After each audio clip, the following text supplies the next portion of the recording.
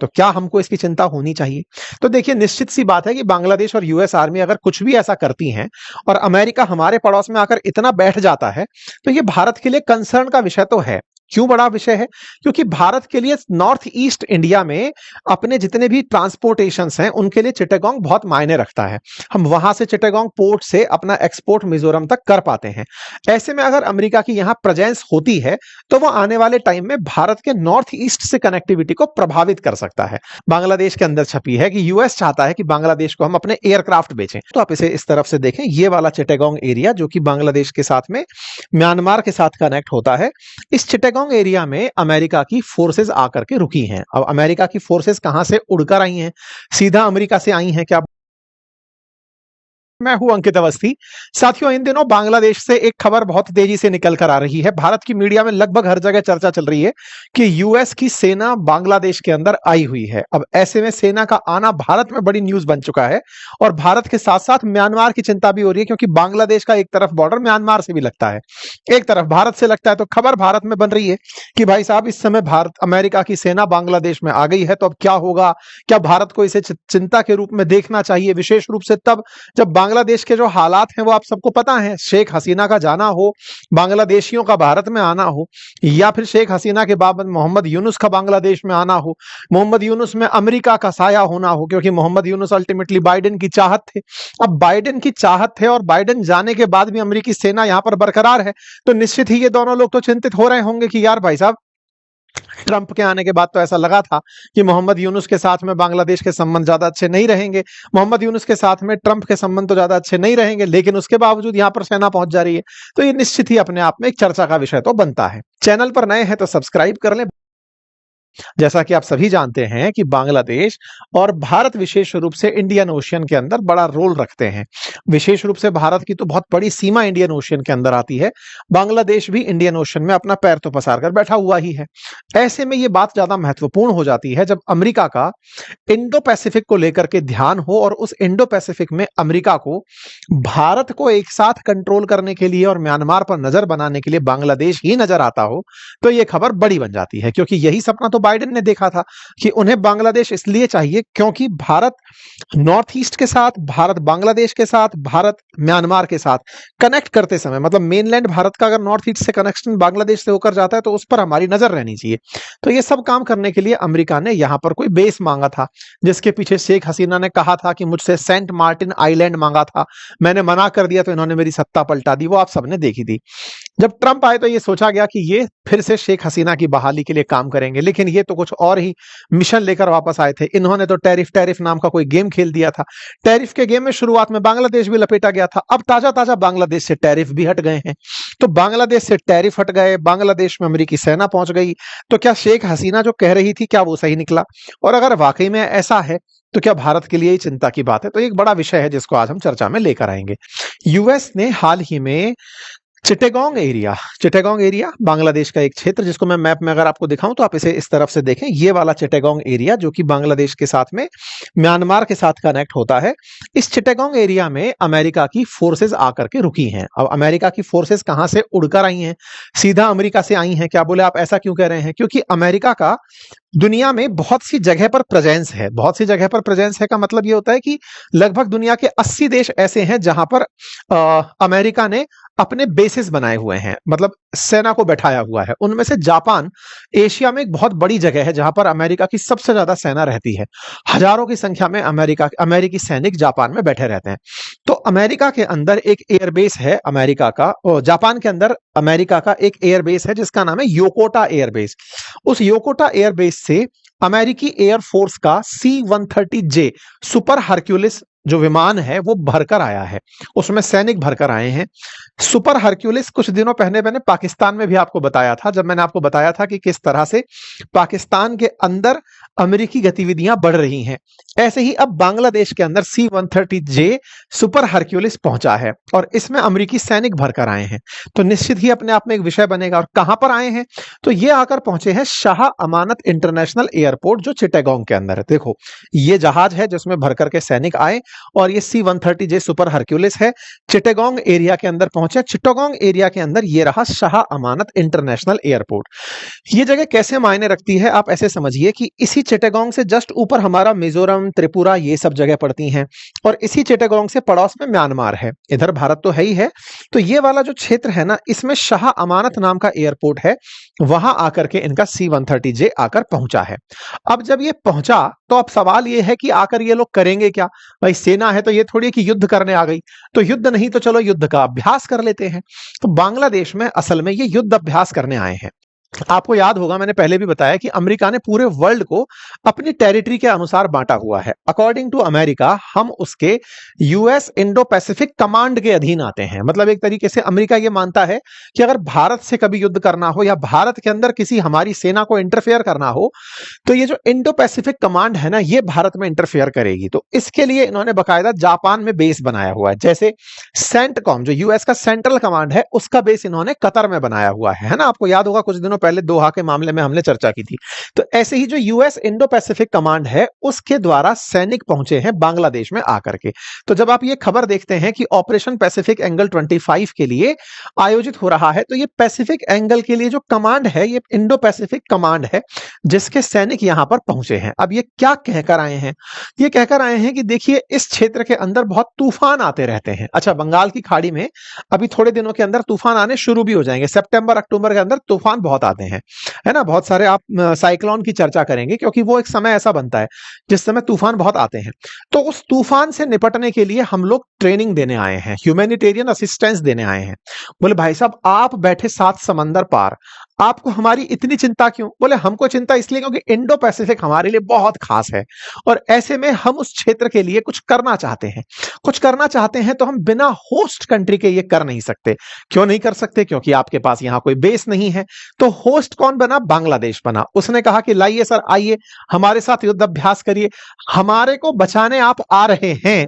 ये बात हमारे लिए थोड़ा डाइजेशन से परे है कि आपको हमारे पर इतना इंटरेस्ट क्यों आ रहा है। भाई ऑब्वियस सी बात है ना, अमेरिकी सैनिक आते हैं बांग्लादेश में ये कहने के लिए हमें बड़ी चिंता हो रही है, आप लोगों के यहां तूफान आते हैं, हम कुछ कर नहीं पाते, हम मदद करना चाहते हैं। सर मदद करना क्यों चाहते हैं, ये बताते बताते तो शेख हसीना चली गई कि आप इस मदद के बदले हमसे क्या चाहते हैं। लेकिन फिलहाल के लिए अमेरिकी सैनिक यहां पहुंच चुके हैं और कह रहे हैं कि हम आपको डिजास्टर से लड़ना सिखाएंगे, और इसके लिए बाकायदा इंडो पैसिफिक कमांड से यहां पर सैनिक आकर पहुंचे हैं। तो पैसिफिक एंगल 25 जो है यहां पर चिटागोंग के अंदर जो हो रहा है, सितंबर 15 से यह शुरू हुआ है और इसमें बाकायदा सैनिकों को लाकर पहुंचाया गया। बांग्लादेश की तरफ से 150 सैनिक हैं और अमेरिका की तरफ से 92 सैनिक हैं जो यहां पर बाकायदा युद्ध अभ्यास करेंगे। अच्छा, अब सवाल ये आता है कि मोहम्मद यूनुस जब से यहां पर आए हैं तो ट्रंप के साथ उनके रिलेशन कैसे रहे? तो देखिए, जब बाइडेन थे तब अमेरिकी प्रयासों से यहां पर सत्ता परिवर्तन हुआ था। अमेरिकी प्रयासों से सत्ता परिवर्तन हुआ तो एक पल के लिए यह लगा था कि मोहम्मद यूनुस बाइडेन के प्रति समर्पित होंगे। असल मायने में मोहम्मद यूनुस अमेरिका के प्रति समर्पित थे, यानी कि अमेरिकी हितों को प्राथमिकता से मानना, बस यही इनका काम था। इन्होंने इसका प्रदर्शन खूब किया। जब शुरुआत में ट्रंप ने टैरिफ लगाए और टैरिफ लगा करके कुछ दिन का ब्रेक दिया, तो ये सबसे उन शुरुआती व्यक्तियों में थे जिन्होंने ट्रंप को धन्यवाद बोला था कि sir thank you so much, 3 महीने का हमको रियायत दिया आपने। फिर ट्रंप ने इनके ऊपर खूब टैरिफ ला दे, फिर ये जाकर के कुछ अपनी तरफ से दरख्वास्त किए। कुल मिलाकर इनके ऊपर टैरिफ फिलहाल भारत से कम है। इनके पास लगभग 20% के आसपास टैरिफ अभी भी है, जिसके चलते बांग्लादेश का सामान भारत से तो कम से कम सस्ता ही अमेरिका में पहुंचता है, क्योंकि भारत तो 50% टैरिफ के दौर में है। अब उसके लिए भी हालांकि नेगोशिएशंस भारत के साथ बैठकर चल रहे हैं। तो मोहम्मद यूनुस ने उस समय, जिस समय ये सब काम हो रहा था, जब टैरिफ गेम चल रहा था, उन दिनों शी जिनपिंग से थोड़ी करीबी बढ़ाई थी। और भारत भी इस बात को समझता है कि जैसे ही चीन के नजदीक आप जाओगे, अमेरिका बौखला जाएगा। अमेरिका बौखला जाएगा। अमेरिका एक चीज से और इन दिनों बौखलाया हुआ है कि एशियन कंट्रीज जो हैं वो कहीं ना कहीं हमसे दूर ना चली जाएं। तो बोले इस क्षेत्र में अपने पैर पसारने तो क्या करें? तो देखो, चाइना ने तो यहां पर बहुत सारे अपने नेवल वेसल्स छोड़ दिए। इस समय चाइना वर्ल्ड की लार्जेस्ट नेवी की तरह ऑपरेट कर रहा है, 300 से ज्यादा वारशिप, सबमरीन लेकर घूम रहा है। तो वो तो यहां पर अपने जहाज घुमाता रहता है। तो अमेरिका को लगा कि इतने बड़े ओशियन को हम कैसे छोड़ सकते हैं। तो इसके लिए इसे करो या मरो की स्थिति थी कि बंगाल की खाड़ी में तो अपने फुटप्रिंट होने ही चाहिए। तो इसीलिए अमेरिका को सबसे आसान टारगेट लगा बांग्लादेश, कि चलो भाई बांग्लादेश वालों, तुम ही दोगे अब अपनी तरफ से आइलैंड। आइलैंड और इन्होंने मांगा सेंट मार्टिन आइलैंड। अब जब नहीं दोगे तो हम तुमसे बवाल करेंगे, और वो बवाल में जो सत्ता परिवर्तन हुआ वो आपको पता है। तो असल में बांग्लादेश के इसी चिटागोंग के नीचे सेंट मार्टिन आइलैंड है, जिसको ये चाहते हैं, और यही शेख हसीना बार बार चिल्लाते हुए रह गई थी। बाकायदा चाइना ने इनको शाबाशी दी थी कि वाह बांग्लादेश, तुमने कम से कम अपने हितों की रक्षा करी, पर करें क्या, उनके खिलाफ ही रैली हो गई, सत्ता बदल दी गई, मोहम्मद यूनुस की सरकार आ गई और ट्रंप फिर से यहां पर हावी होकर के सामने आ गए। अमेरिका और जो बांग्लादेश है ना, इनके बीच में जो एक्सपोर्ट इंपोर्ट की अगर हम बात करें तो दोनों देशों के बीच लगभग $10 बिलियन का व्यापार होता है। यूएस बांग्लादेश को $2 बिलियन का सामान बेचता है तो $8 बिलियन का इंपोर्ट करता है। तो एक तरीके से यूएस को $6 बिलियन के आसपास नुकसान होता है बांग्लादेश से व्यापार करते, या फिर ये कहिए कि बांग्लादेश को फायदा होता है अमेरिका से व्यापार करके। और जिस भी देश को अमेरिका से व्यापार करके फायदा होता है, अमेरिका उन्हीं पर टैरिफ लगाने का प्रयास करता है।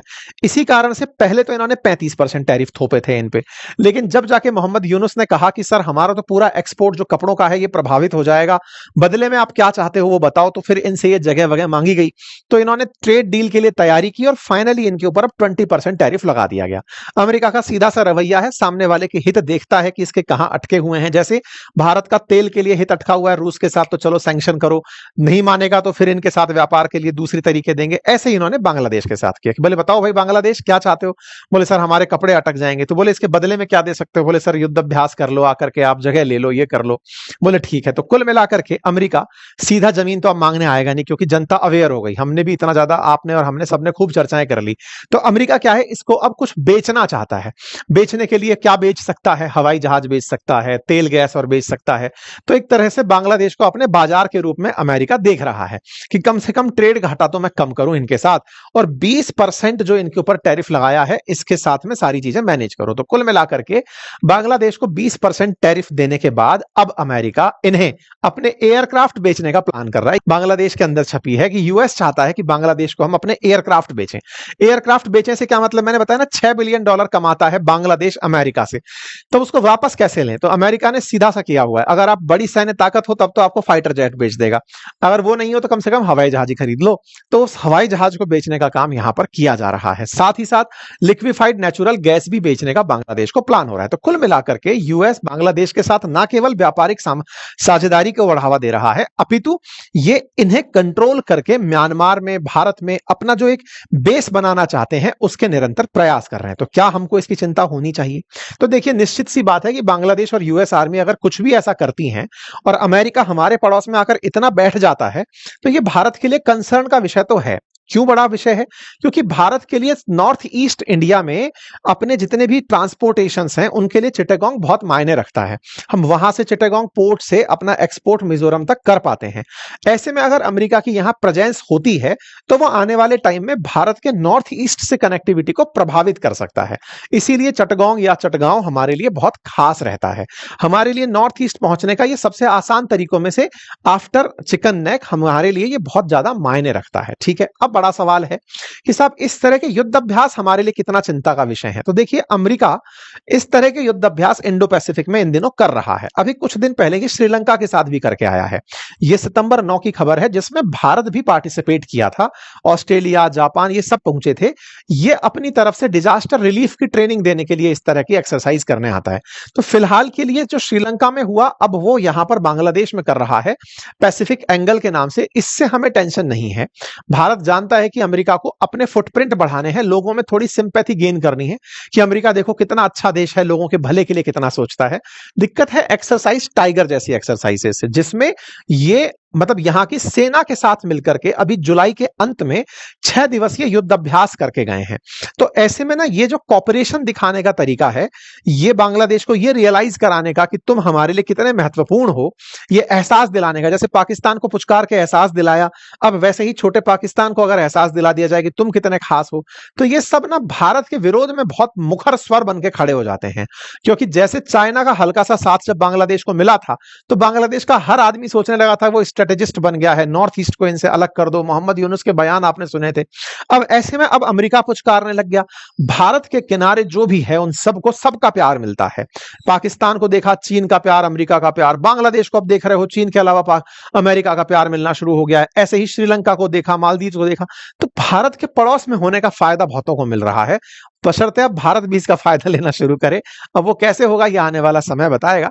फिलहाल के लिए इतना ही है। जानकारी अगर आपको पसंद आई हो तो साथियों से साझा करें। चैनल पर नए हैं तो सब्सक्राइब कर लें। Thank you so much.